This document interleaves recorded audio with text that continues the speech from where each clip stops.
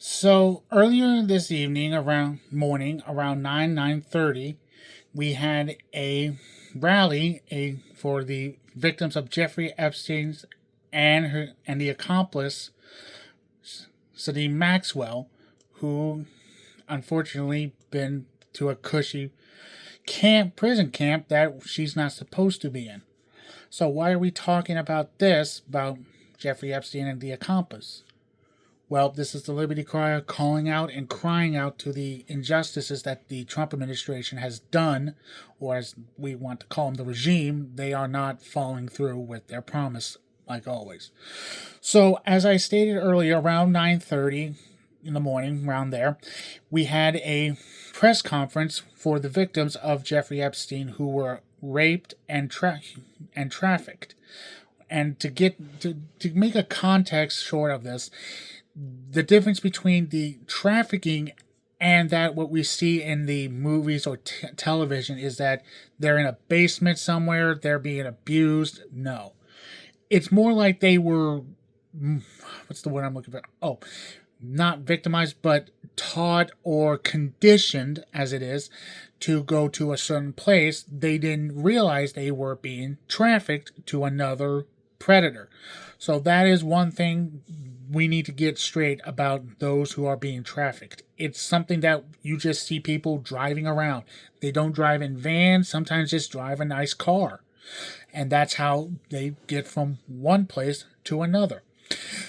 But that, as another thing happened during this, we saw some Democrats and some very surprising Republicans there. We had Rokana there to start it off, and then you had the Kentucky's representative to continue also talk, and then you had none other than the MAGA's Marjorie Taylor Greene, who surprisingly is such a hardline MAGA Trump supporter. It's surprising just to see them, and especially Rokana hugging her. But it also shows that she can actually cross the aisle and hold Trump to accountable. But unfortunately, I would not trust that anyway in that. But this isn't about her politics. She's doing what's correct. But this is something that we need to be mindful of. Be mindful of just because it's Marjorie Taylor Greene. But on another note, back to the victims of Jeffrey Epstein. They were there to make a call and a rally to tell Donald Trump to release the whole files, not the ones that have been already out to the public that are, we all know. They want the full unredacted, that's pages, those that have been redacted, or all pages been a full page of redacting pages. And they want the full unredacted, and they want to see it because they need the closure of what they want. They're not getting it because Donald Trump, in his infinite wisdom, is slowing the process. And now, thanks to that, the representative and Rokana, the Republican representative of Kentucky, Thomas Massey, and Rokana have put a petition out for the release. If they get the 218 protests, they force a vote. And they already, if Democrats voted all 212, they just need 4 Republicans. They need actually six Republicans to vote yes. They already got 4. They got 2 more to go. So now it's just a waiting game. And as I listened to what the survivor had to say, it makes you realize that we don't know people. And you realize just how we didn't know people until it has happened, or they are on the news being arrested for a sexual assault. And then when you hear it, how they were pretty much groomed by the abuser to go to another location and to be abused again, it saddens. It's saddening because you realize just how young they were. They were 14. They were kids. They didn't know better. They were supposed to know. Go to school, have fun, talk about boys, get into trouble. At that time, there was not hardly any trouble, but yeah, they were just there to have fun. They were supposed to there, and there was some who even came from America, from another country, and unfortunately had to drop out because because of Jeffrey Epstein's quirk of getting a massage, as one survivor wanted. Unfortunately, became too much of it. She had to drop out, and that's saddening, and that is very sad. But it's also sad when Jeffrey Epstein was finally caught and then tried and then finally convicted in 2019 under the first Trump administration. They didn't get the closure they thought they would because they got some sort of, there was a deal, like the dream deal, all of a sudden, they said, as they say. It saddens to hear that, and they were, as you watch the interview, the rally and them press conference, they were viscerally they were uncomfortable. They were being, as I said, they were kids. They were reliving the trauma that was. And some of them couldn't even remember because it was that bad. They beat them, they assaulted them, harmed them, and Celine Maxwell was part of that abuse and just downright vileness of it all. It's hard to express how to understand this because one, I'm a man, I wouldn't know, but hearing it makes me more sympathetic to them because I knew somebody who went through that through where I went. I knew somebody who went through that, but I'm going to leave the person's name out of it. It's not about this person. It's about the victims of Epstein we need to talk about.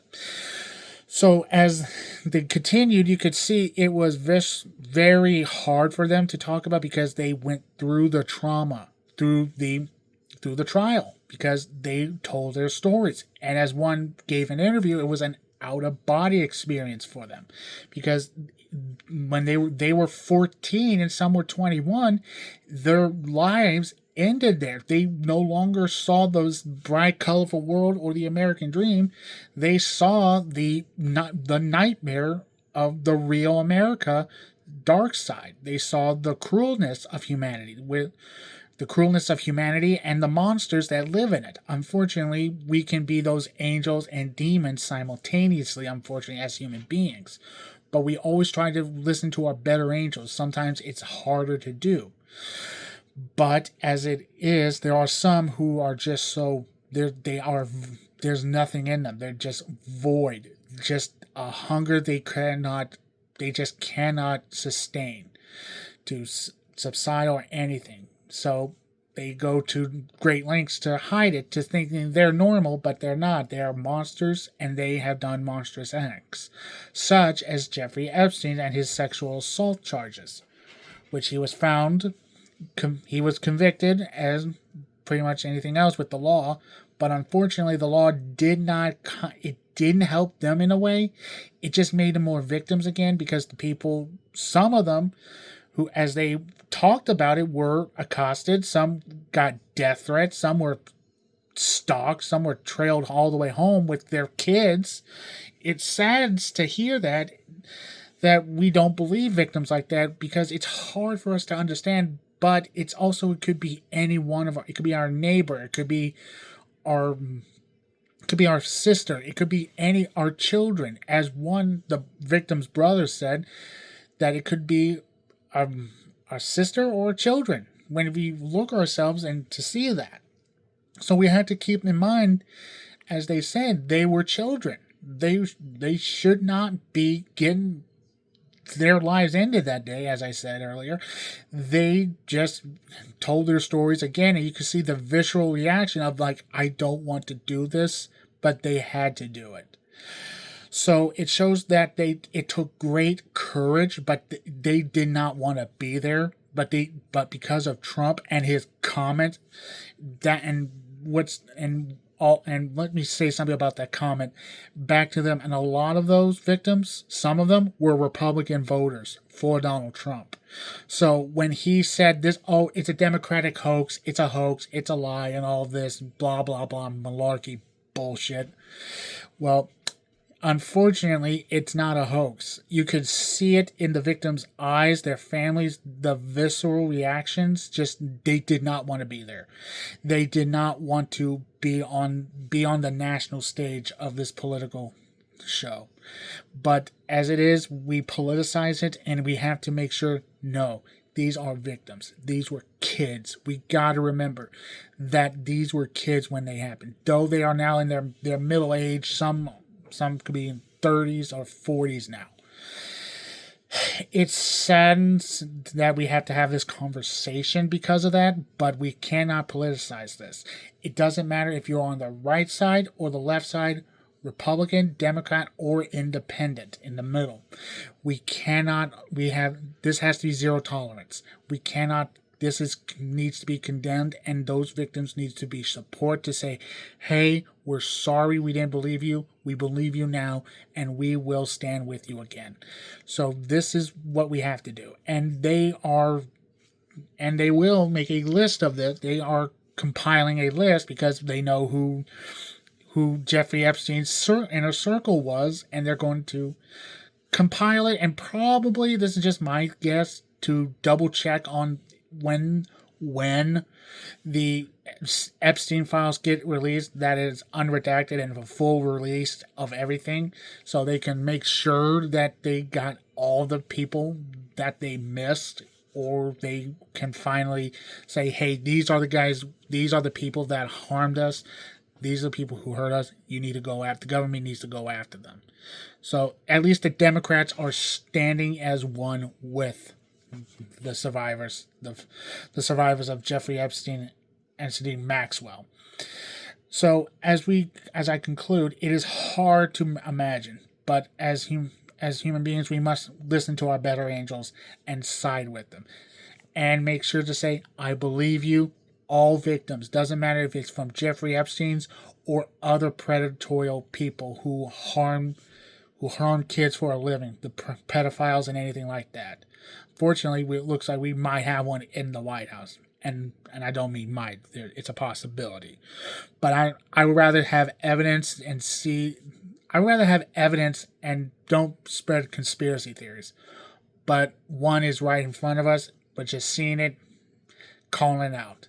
And I want to say thank you. This is the Liberty Crier, to call out and cry out, to listen and support and cry out to those who have been harmed, hurt, and been unfairly unjust, as the Jeffrey Epstein survivors who were victimized and just they weren't believed.